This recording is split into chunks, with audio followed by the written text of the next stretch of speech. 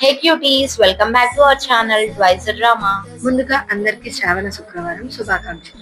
ఈ రోజు మేము మా ఇంట్లో వరలక్ష్మి వ్రతం చేసుకుంటున్నామో ఎలా చేయాలనే విధానం చూసేద్దాం రండి. ఎక్కడైతే వ్రతం చేయాలి అనుకుంటామో ఆ స్థలం మొత్తం శుద్ధిపరచుకొని పసుపుతో అలికి పీఠం అనేది అమర్చుకోవాలి.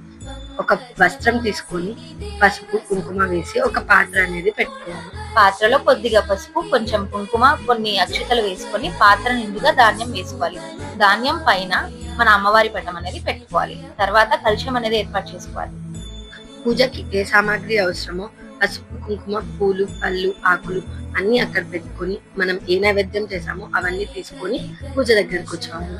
మనం ఈ వరలక్ష్మి వ్రతం ఎప్పుడు చేసుకుంటామంటే శ్రావణ మాసంలో పౌర్ణమి ముందు శుక్రవారం రోజు ఈ పూజ అనేది జరుపుకుంటాం. ఈ పూజ ఎలా చేసుకోవాలి, పూజ విధానం ఏంటి అనేది లాంగ్ వీడియోలో అప్లోడ్ చేస్తాము, చూసేయండి. Thank you for watching. See you in the next video.